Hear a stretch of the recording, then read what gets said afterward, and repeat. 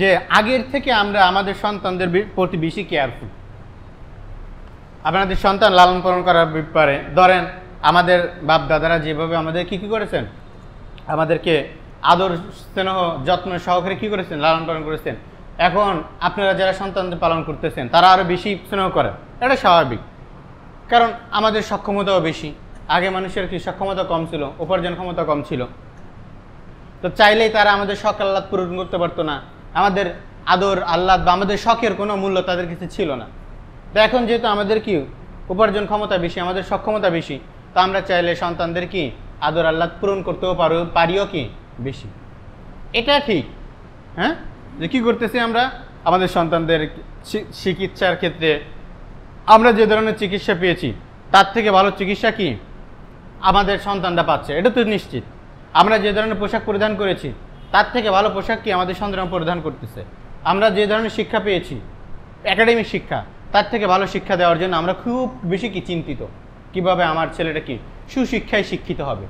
কিন্তু প্রকৃতপক্ষে একজন মানুষের মতন মানুষ হবে যে একটা সন্তান, যে শিক্ষার মাধ্যমে, সেই শিক্ষাটা আমরা দিতেছি না।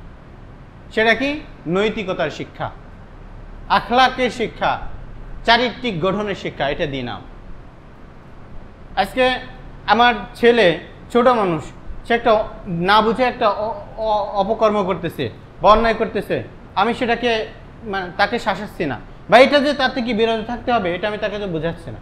আমি একদিন একটা দোকানে বসে রয়েছি, একটা বাচ্চা ছেলে এসে দোকানের মাল জিনিস এলোমেলো করতেছে, একটা দোকানে আরেকটা জায়গায়, দোকানদার বারবার নিষেধ করতেছে, কিন্তু ওই গার্জিয়ান সাথে দাঁড়ানো একটাবার বললো না, এই তুমি এটা কেন সরাইতেছো, কেন এটা কেন ধরতেছো, একটাবার বললো না। কেমন যেন সে আলাদা একটা তাকে প্রায়োরিটি দিতে গিয়ে তাকে অভদ্র বেয়াদব বানিয়ে ফেলতেছে, নিজেও বুঝতেছে। তো এই জন্য এই আখলাকগুলো শিক্ষা দিতে হবে। বাবার সাথে কিভাবে কথা বলতে হবে, দাদার সাথে কীভাবে, দাদাকে কীভাবে সম্মান করতে হবে, হ্যাঁ, দাদিকে কীভাবে সম্মান করতে হবে, মুরব্বীদেরকে সালাম দেওয়া, এইগুলো কি শিক্ষা দিই না আমরা।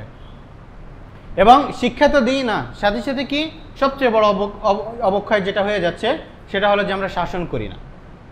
শাসন নাই, একটা অন্যায় করতেছে শাসন নাই, অনেক বেশি আদর করে গায়ে হাত তুলি না, ধমকি পর্যন্তও দিই না। এটার ফল কি হচ্ছে, সন্তানরা কি বেশি উচ্ছৃঙ্খল হচ্ছে, তারা ভদ্রতা শিখতেছে না, তারা মানুষকে সম্মান দেওয়া শিখতেছে না, কথা বলার আদব শিখতেছে না, চলাফেরা করার আদব শিখতেছে না, উচ্ছৃঙ্খল চলাফেরা। তারা হেঁটে গেলে তাদের কথাবার্তায় জিজ্ঞাসা করে কার পোলারে এটা এমন হয়েছে কেন, কারণ কি ওই আমি কি আখলাক শিক্ষা দিই না। আবার জিজ্ঞাসাও করে যখন আমি কি আমার সন্তানকে ভালো শিক্ষা দেবো, সুশিক্ষায় শিক্ষিত করব, তখনও যদি সেই ছেলেটা কি সম্মানের সাথে যায়, তখন খুঁজে কিরে ছেলেটা কার, এত ভদ্র। তো এই জন্য যেটা বলতেছিলাম যে আমরা আজকে আমাদের সন্তানদেরকে কি করি, সুশিক্ষার জন্য খুব তাদের কেরিয়ার নিয়ে, সুশিক্ষা নিয়ে, হ্যাঁ, খুব বেশি চিন্তিত, কিন্তু আখলাক গঠনের জন্য আমরা কি না, একটুও চিন্তিত না। আর এই আখলাক গঠন হয় কিভাবে, নিজের থেকে। সন্তানরা একাডেমিকভাবে মানুষ এটা শিক্ষাটা খুব কম গ্রহণ করে।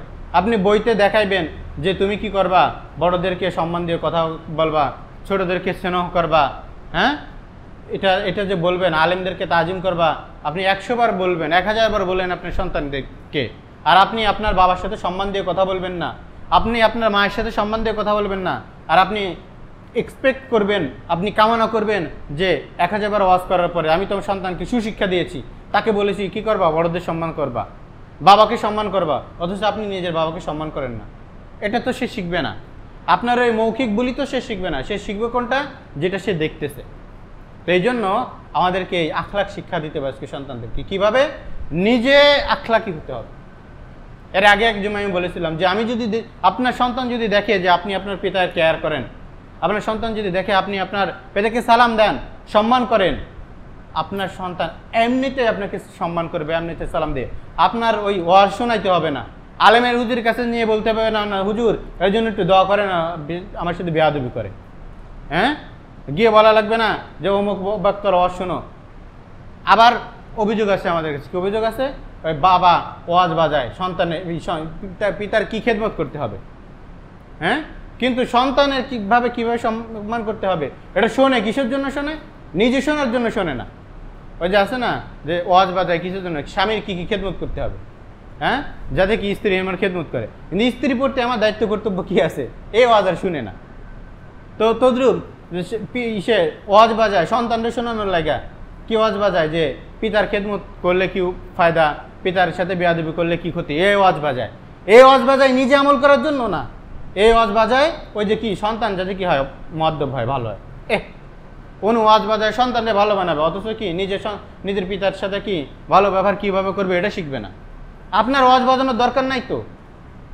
আমাকে একজন অভিযোগ করতেছিল এই বিষয়ে যে আমার বাবা এভাবে কি বাড়ি আসলে আমি বাড়ি গেলেই, আমি মাসে একদিন বাড়ি যাই, গেলে এই ওয়াজ বাজাই, লাউড স্পিকারে ওয়াজ বাজায়, পিতামাতার খেদমত এর ওয়াজ বাজায়। হ্যাঁ, তা আপনার তো ওয়াজ বাজানোর দরকার নাই তো। আপনি আপনার পিতাকে সম্মান করেন, খেদমত করেন, স্নেহ করেন, দেখবেন আপনার সন্তান এমনি কি আপনার খাদেম হয়ে গেছে।